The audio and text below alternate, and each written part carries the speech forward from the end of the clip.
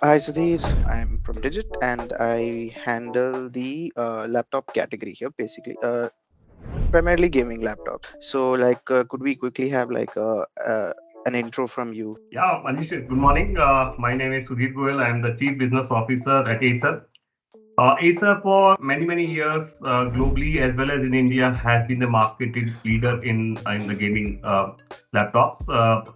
We have always believed in the fresh technology, and therefore, whenever the technological changes, either in terms of the graphics, in terms of the screens, as the demand and the customer, as the gaming let's say games have evolved, newer and newer games are coming, and the demand from the customers for better performance, better cooling, etc. coming. Acer has always been the leader in offering the latest technology. So we keep on refreshing our product very fast so as to ensure that the customer gets what he needs. So that's in brief about the Acer and its gaming laptops in India. So coming to specifically looking at India, we recently just went through a pandemic where a lot of people were shifting to work from home. So obviously, with people being at home, there's a lot more free time to be had. So a lot more people were pursuing hobbies, and so uh, we know that a lot of people did start taking up gaming. So how has the demand for gaming laptops changed like post the pandemic? So we know it's gone up during the pandemic. Now that people have started going back to work, has there been like a change in demand for gaming laptops? So, that's a good question. Gaming was definitely a boost for the IT hardware industry, all brands, and gaming was definitely the start there because as the people got more time, they had ample time for both work from home and as well as entertainment and gaming. The youngsters, especially, a lot of them actually adopted the gaming. So, gaming earlier, if they were playing on the small screen size, maybe for a couple of hours with them with the amount of time which they had at their disposal, of course, the number of hours which they're spending on the gaming increased. And that implied that they had no other option but to switch to a larger screen size. So maybe a smartphone based gamers move towards the laptop laptop gaming, and hence the demand for the gaming laptops increased globally as well as in India. Uh, Having said that, if you talk about generally the laptop industry or the IT hardware industries, I'm sure you would have seen the results which have come in either from the IDC or Gartner, which states the demand has slowed down globally, primarily because of the various macroeconomic factors as well as all because of the increased demand which happened in the pandemic and a lot of users actually bought it. So of course it was likely to come. But at the same time, the gaming is still not impacted, right? While the overall consumer laptop demand, or for that matter, commercial desktop as well as laptop demand would have grown down, but the gaming is still growing at a quite good pace. According to the latest study, the overall gaming laptop market is valued at around uh, let's say $11 billion, and it's expected that it will grow at the rate of about 5 to 6% till let's say 2029 post-COVID. So while post-COVID in 2023 overall PC demand has gone down, the laptop demand still continues to be high, and we do expect it to continue to stay at this level as per all this, because a lot of people have started adopting games as a serious gamers. They started migrating from a casual gaming to a serious gaming. So obviously, it has helped the gaming laptop market to grow. So there has been a bit of a decline post pandemic, but overall numbers are set to keep rising, basically. Yes, so there obviously the quarter one numbers, there had been some demand, maybe because of the heavy buying, and typically the problem is that we compare um, uh, with the demand which was there in 2011 or 2022, which was the peak, let's say the pandemic time frame. But you got to understand that during that time, the supply chain was also constrained, and therefore it was a peaked up demand in the 2022 quarter one was a demand which was a carried forward demand because of the low supply base in the 2021. Because 2021 supply chain was totally separate. So obviously, if you compare the 2022 quarter one data, I don't think that's the right mix of, or right, it gives the right state of what is the market demand, because Right. partially it was a demand, partially it was a carry forward, or the supply chain constraints, all those kind of things, and therefore 2022 is not a right benchmark.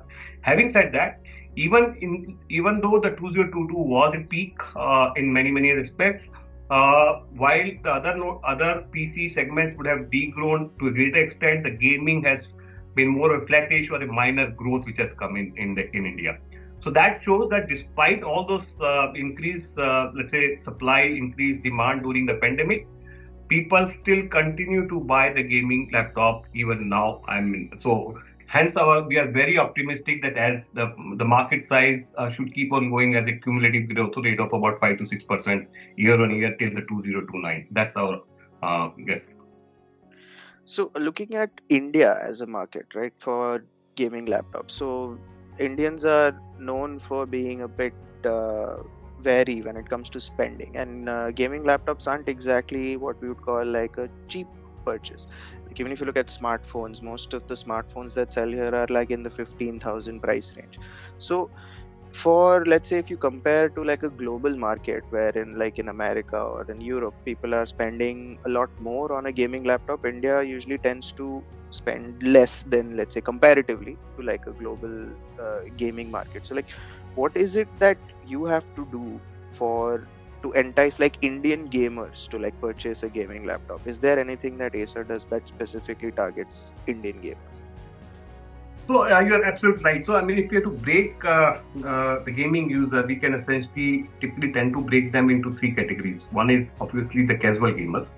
I mean, maybe they are doing it first time, or the amount of time that they're spending is less on the games, and they will have, let's say, price as a consideration set. So that's one category of the customers which we talk about. There are other people, the second set of customers who are actually serious gamers. They look for, let's say, better performance, better, faster laptop, better graphics, better screen, but they have affordability issues. So I will call it a mid-segment this thing. And then there are truly serious gamers, who for whom the performance of the gaming laptop is paramount for taking their buying decision. So you have all the three kind of segments, and for any brand, it's important to operate in all of those three segments because to capture the gaming laptop market.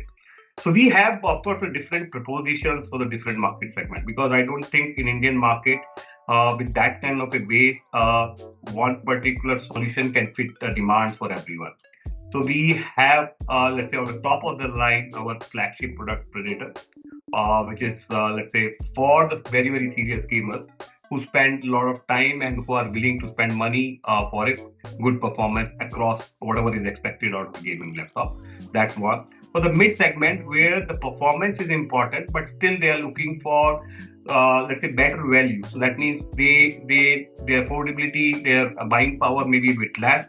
We have a mid series called Nitro. So it's somewhere it's a better price position. Maybe some changes in terms of the on the aesthetics, but not the performance. That's the second. And the third is casual gamers who want to use a machine not only for the gaming, but they can use it for any other purpose, entertainment and all that. For them, the values or the pricing is very important. We have our Aspire series, both Aspire 5 and Aspire 7. So we try to cater to the different bands, different customer requirement, different affordability quotient by our three series in the gaming laptops. Predator for the very serious gamers who are willing to pay and who want to actually operate for many hours. Nitro in between, and then the Aspire 5 and Aspire 7 for a gamer who want to use a laptop for purposes other than the gaming also. So we have positioned our product in all the three categories. Right. So, like you've mentioned, right, you've divided it into these three categories. Now, let's say recently we've seen the launch of the new RTX 40 series GPUs for Yes. laptops, and we've seen that the lower end variants of the 4050s can perform better than one step higher in like the 30 series variants. And so, like, we also see like better offering in terms of prices. So we are seeing maybe cheaper gaming laptops that offer better performance. So how would you say the new RTX series GPUs have affected or impacted the gaming laptop market? Yeah, so I mean, after a long time, I think for after about a couple of years, that RTX series, the GPU series from the NVIDIA has migrated towards the 4000 series. It has a significant impact on the overall gaming laptop market. I mean, with advanced performance, better capabilities, a lot of good features, they have actually raised the bar on the gaming laptops, the expectation which the consumer or the gamers have with the new fidelity gaming experiences. So it's based on the maximum. I mean, it's based on the AI architecture, which is giving the maximum creative performance and efficiencies, better 3D rendering, better video editing, live streaming, and it is also having certain AI tools, right? So as we move forward, I mean the people who want to utilize these GPUs for the AI, I mean it offers these and many more features. Uh, that helps that along with the AI driven features, it helps the laptop to handle a high demand from a performer or for a gamer who is looking for a much better performance. I mean, for let's say playing the gaming titles with ease, they can have smooth and easy and realistic graphics. They can have enhanced visual effects, better frame rate, which obviously for a true gamer it's very important, and therefore it's better enjoyable and a competitive gaming experience, because many of these gamers when they're playing the tournament they definitely look for these kind of a performance. With the new RTX 40 series, obviously the design changes are required in a gaming laptop to provide a better cooling, so as to have the efficiency and uh, mm, obviously the power consumption need to be better in case you reduced in case you want to have a better life, etc. So the laptop manufacturers have been now able to create a slightly thinner and lighter gaming laptop with the RTX 40, because as the GPU power consumption goes down, you have that much optimization in terms of the thermal design or the thickness or the weight of the thermal solutions. So I think it's a game changer for the gamers. I mean the RTX 4X series, and we have definitely introduced it in almost all categories. As we said that for the mid segment as well as in our Neo series, our Predator series, as well as in terms of our Nitro series. Because and I think that's the way we are going to move forward even on the entry over some period of time. I think we should be looking at a 40 series kind of a offerings for the casual gamers also. So, like, speaking of like laptop design and thermal management, on all of these things, these are obviously very important aspects to consider when you're designing a gaming laptop. So, like, of late, have there been like any notable trends in laptop design and form factor that have like emerged recently, that something noteworthy that you can point out? So as I said that obviously there was a time when for a serious gamer the weight of the laptop was very high, because it was the entry level thermal solution when people just started doing the gaming laptops. Yeah, when you want to perform both the processor as well as the GPU at the peak performance levels, obviously you will have the issues related to temperature, and the power consumption was also high, and therefore typically you end up having a low battery life. So, generally it was expected that you'll always be plugged on when you're doing a serious, you're participating in a gaming tournament, which is let's say for a couple of hours and all, because power consumption and the peak performance level is going to be very high. With the changes in the technology, both on the processor and let's say on the GPU, as well as the laptop design has evolved. This has become slightly. I mean, there are changes that are taking place. There are better thermal designs which we have now. There are which helps the laptop to become thinner. That means the form factor is now getting squeezed. The battery life is getting enhanced, and therefore even when you're on move you can do some serious gaming. You have time in the on the airport, you can do some serious gaming.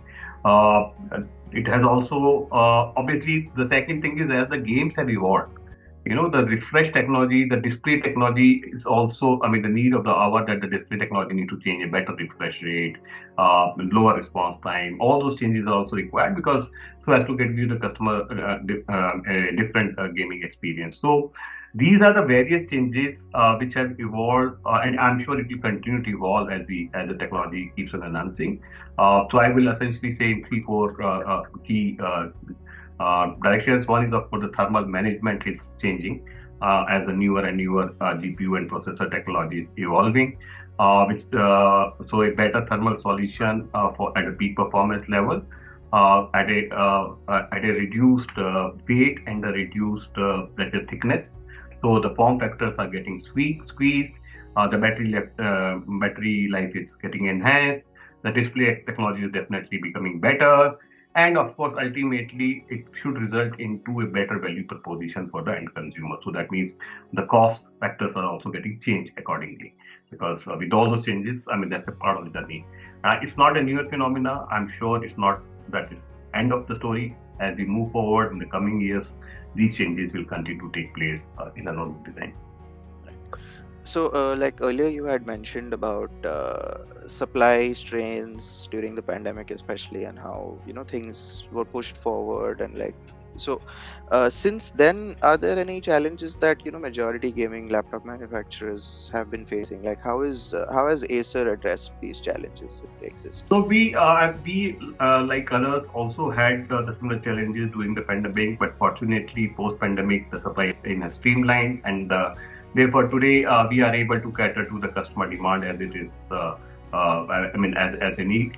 At the same time, our endeavor has been and will continue to be ahead of the curve in terms of technology. So, latest generation of the processor, latest generation of the GPU, latest generation of the display technology. So the product life cycle will accordingly keep on varying as the technology is changing, right? So when the newer, like you mentioned earlier, NVIDIA 40 series chipset came, or let's say when the refresh rate getting changed from 144 hertz to 240 hertz or even higher. So the product life cycle will definitely keep on changing. But from the supply chain perspective, I don't think today there's any challenge which Acer is facing.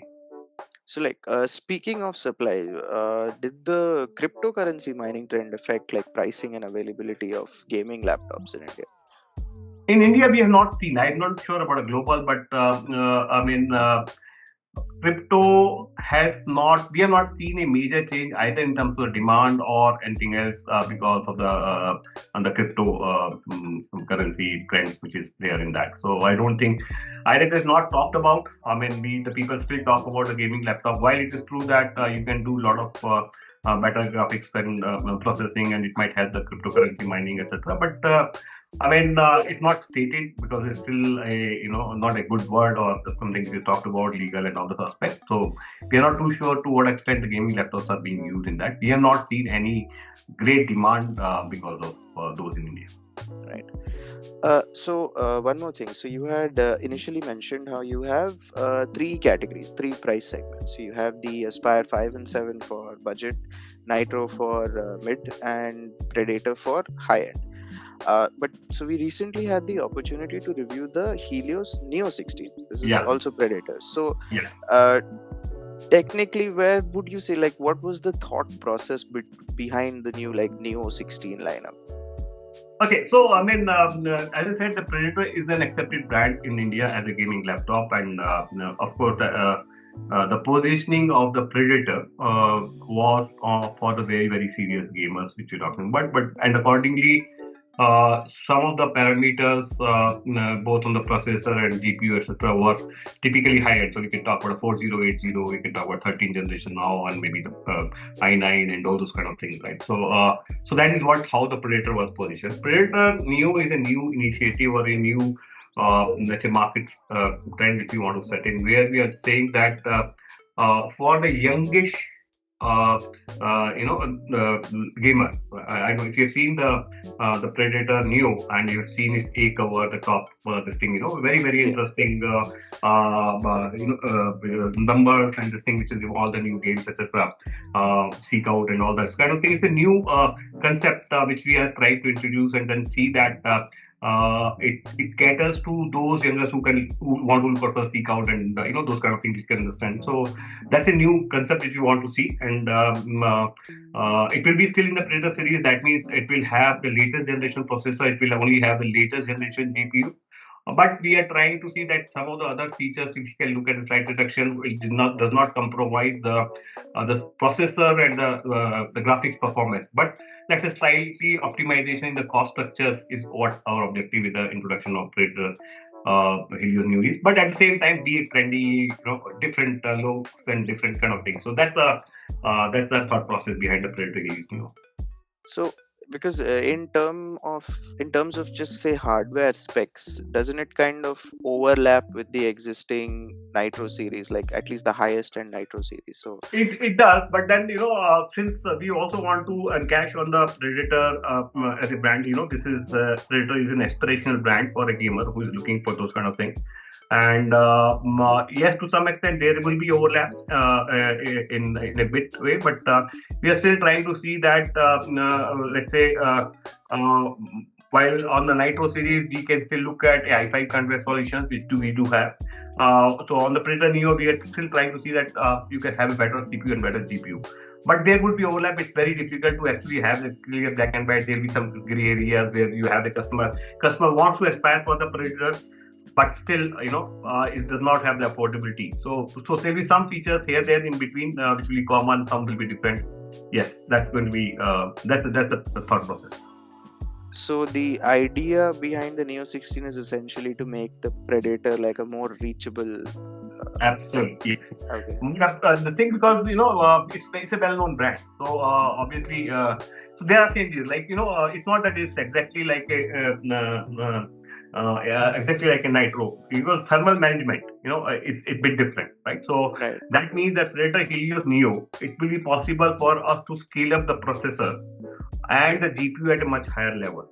While on the Nitro, since the thermal management solution is a different technology as compared to the Predator series per se, therefore, whenever you want to sit in between, then that's where the Predator Helios Neo will start coming in. While the Nitro will not be able to scale up, at least in the current generation, to that high level of processor and GPU at that point of time. So we'll stick it up to that.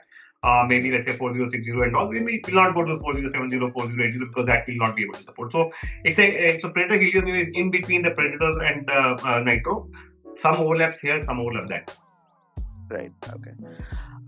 So I think that's about it from my side in terms of the questions. Do you have anything that you would like to add? So as I said that I mean, we have seen an interesting phenomena, and one of the I mean it was a pleasant surprise to see the shift from the casual gaming to the serious gaming. So let's say the percentage of the market or the people who are buying the gaming laptop. We have seen the last two events which took place in the month of let's say the June and July across the various retail channels. And it's a very interesting phenomena that today the affordability is becoming better, and therefore the Indian gamers are looking for the latest. So latest performance, latest GPU, latest display refresh rate, latest processor, and all that, and they are willing to pay. I mean, it's the same scenario as what we've seen in the high-end cars, luxury cars. We have seen the market growing. That means, from the economic scenario, despite all those gloomy pictures which is shown the global economic scenario, India is still shining. People have the money. People are willing to pay as long as there is a good value proposition which meets their customer demands. So if a gamer is looking for a serious gaming, he has no problem in paying for that because he really wants. And I think the capacity or capability to spend is gone. The pandemic has also changed certain trends in our life, right? I mean, some of these changes are becoming more. We are more online oriented today. Our buying, for grocery and this thing. This is a trend which is setting. Similarly, the gaming as a tool for the entertainment is now becoming accepted. So maybe if you had asked people at my age about 10, 15 years gaming online, it was like a taboo. We don't. But today it is not, right? So this changes in the pandemic which has taken place, which is impacting our life, which is making us more digital savvy, has also helped, and it will continue to help the gaming market to grow in India. So the three factors: number one, positive outlooks which I see. Number one is affordability is becoming better.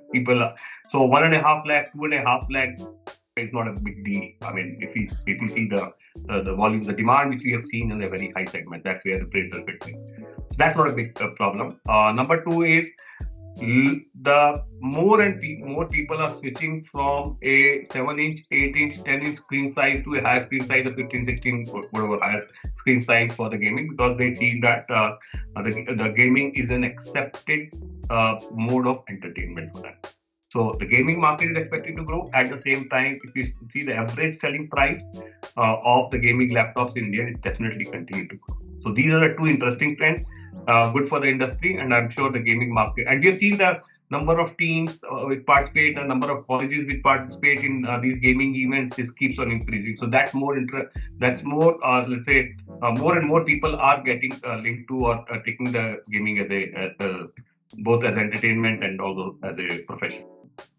Right. Yeah, all very true. Things we've also noticed as well. Yeah, thank you so much for your time, and Yeah. yeah, this was great. Thank you. Thanks.